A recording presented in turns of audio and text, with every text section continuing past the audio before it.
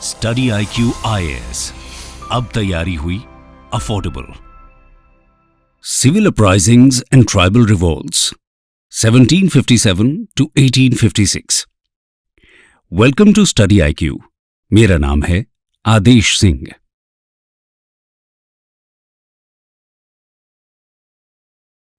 दोस्तों, 1857 की क्रांति के बारे में तो हम सभी कुछ न कुछ जरूर जानते हैं, लेकिन उससे पहले भी ब्रिटिशर्स के अगेंस्ट विद्रोह की कई आवाजें उठी थी, जिनके बारे में अक्सर लोगों को कम पता होता है। आज हम ऐसे ही कुछ रिवोल्ट्स एंड अपराइजिंग्स की चर्चा करने वाले हैं। ये रिवोल्ट्स देश के अलग अलग हिस्सों में अलग अलग समय पर हुए थे। मुख्य तौर पर इन रिबेलियंस के 3 फॉर्म्स देखे जाते हैं: सिविल अपराइजिंग्स, ट्राइबल रिवोल्ट्स और पेजेंट मूवमेंट्स। आज की वीडियो में हम पहले 2 यानी कि सिविल अपराइजिंग्स और ट्राइबल रिवोल्ट्स की चर्चा करेंगे। सबसे पहले बात करते हैं सिविल अपराइजिंग्स की। ब्रिटिश रूल के शुरुआती 100 सालों में यानी कि 1757 से 1856 के बीच हुए इन सिविल रिबेलियंस के पीछे कुछ कॉमन कॉजेस थे। सबसे पहले उनको समझते हैं। Causes behind the civil rebellions.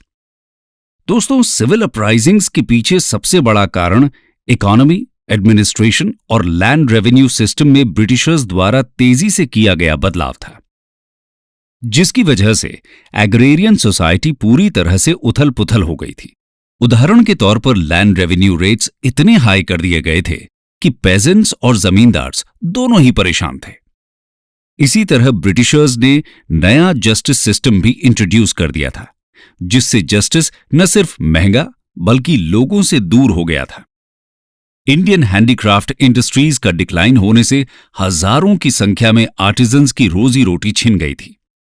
इसके अलावा ब्रिटिश रूल का फॉरेन कैरेक्टर भी विद्रोह का एक कारण था। लोगों को एक विदेशी शक्ति के अधीन होना कभी अच्छा नहीं लगता। इंडियंस के प्राइड को भी ब्रिटिश रूल ने हर्ट किया था और इसीलिए फॉरेनर्स को अपनी जमीन से बाहर करने के बहुत से एफर्ट्स देखने को मिलते हैं।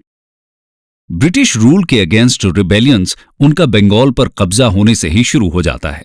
शायद ही ऐसा कोई साल गया हो जब इनके विरुद्ध कोई आर्म्ड रिबेलियन ना हुआ हो। 1763 से 1856 के बीच 40 से ज्यादा मेजर रिबेलियंस होते हैं। इसके अलावा 100 से ज्यादा माइनर वंस भी थे। आइए अब अलग अलग रीजन्स में होने वाले सिविल रिबेलियंस के कुछ उदाहरण देखते हैं। शुरुआत करते हैं बंगाल और ईस्टर्न इंडिया से। Revolts in Bengal and eastern India.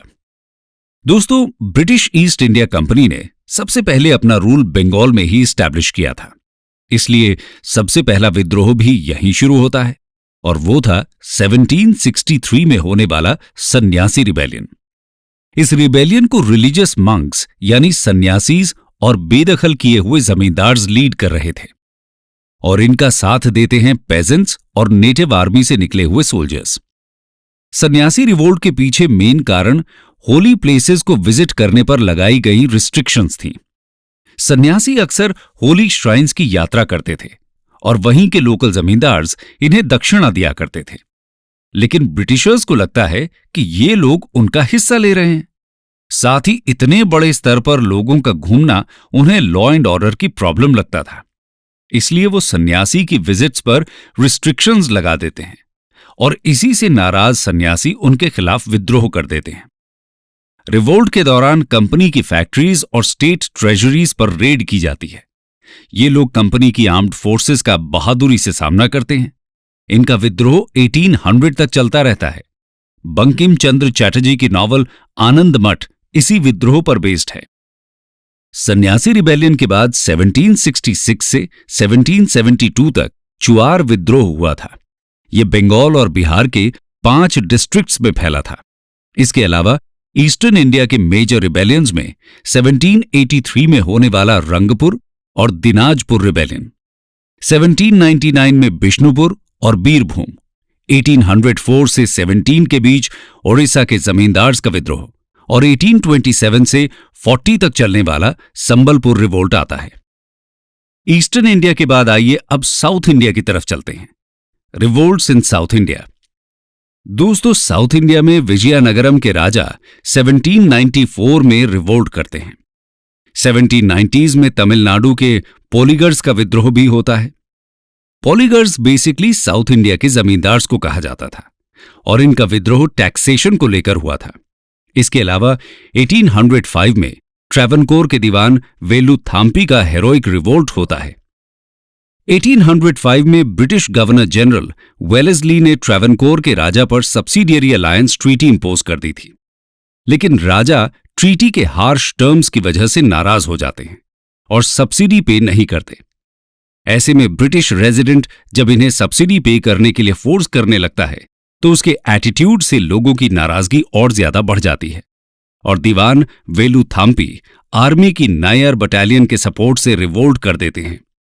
Britishers को एक बड़ी फोर्स डिप्लॉय करनी पड़ती है इस विद्रोह को दबाने और यहां शांति स्थापित करने के लिए। 1830-34 में विशाखापट्टनम में, 1835 में गंजम में और 1846-47 में कुरनूल में मेजर अपराइजिंग देखने को मिलती हैं। अब बात करते हैं वेस्टर्न इंडिया की। Revolts in western India. दोस्तों, 1816 से 1832 के बीच सौराष्ट्र के चीफ्स बार बार ब्रिटिशर्स के अगेंस्ट विद्रोह करते हैं। इसी तरह गुजरात के कोलीज भी 1824 से 28 तक, 1839 में और फिर 1849 में विद्रोह का बिगुल बजाते हैं। इनके विद्रोह का कारण ब्रिटिश रूल का इम्पोजिशन और उनके द्वारा कोलीज के फोर्ट्स को तोड़ा जाना था।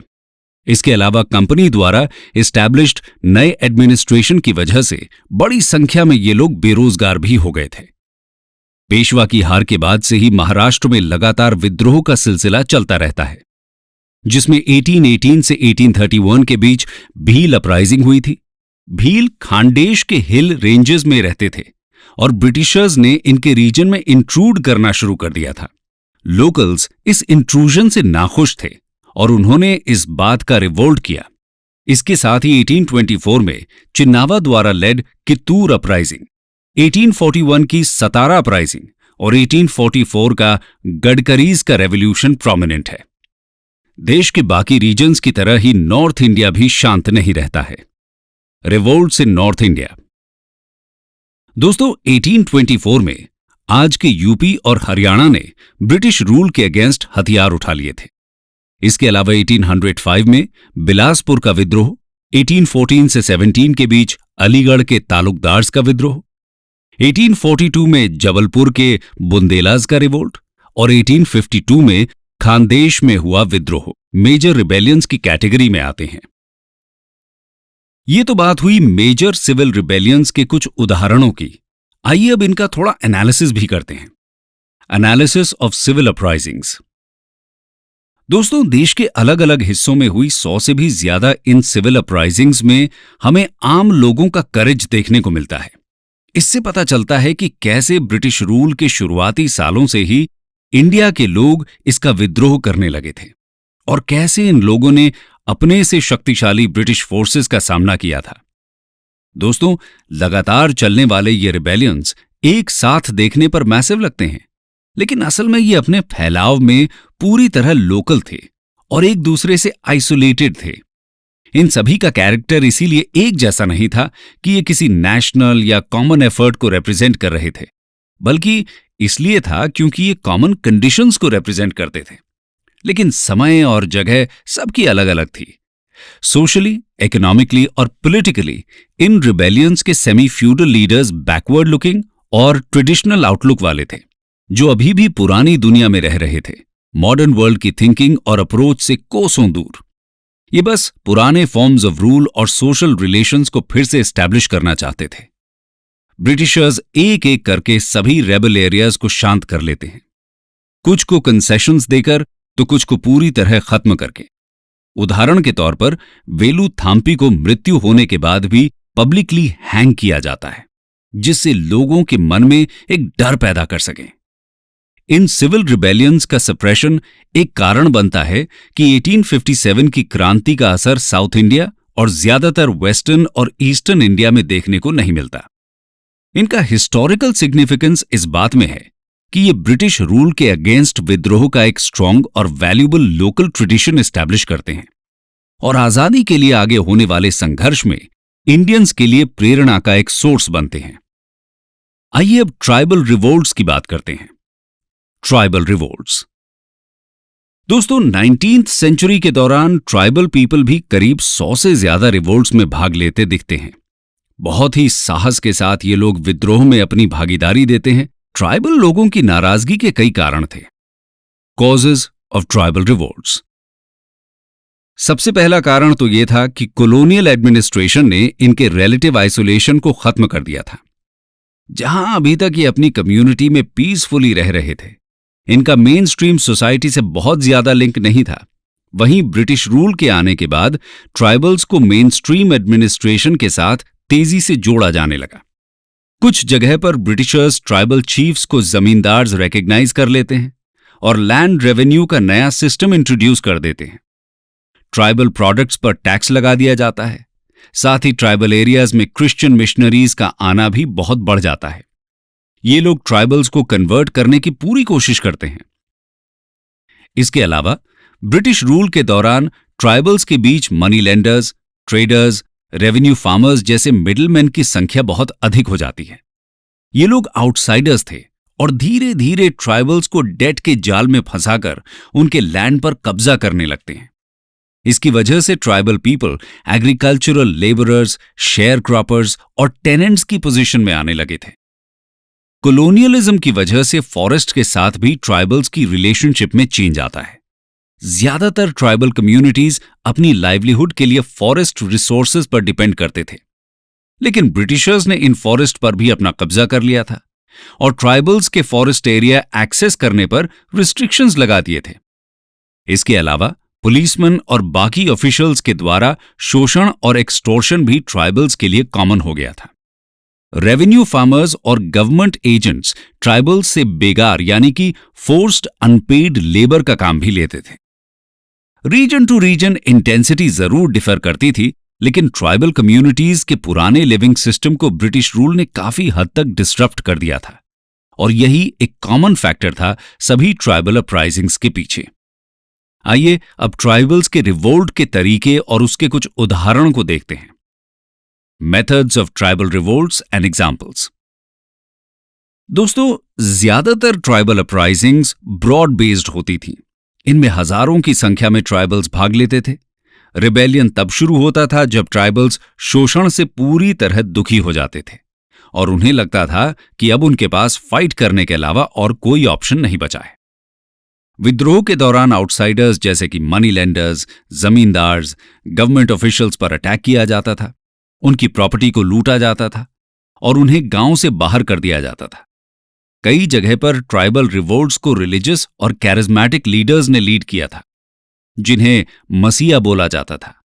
ये लोग क्लेम करते थे कि इनके पास मैजिकल पावर्स हैं, जिनकी हेल्प से ये ब्रिटिशर्स को हरा सकते हैं। इनके कहने पर बड़ी संख्या में ट्राइबल मासेस विद्रोह से जुड़ जाते थे। हालांकि ट्राइबल्स और ब्रिटिशर्स का मुकाबला बराबरी का नहीं था।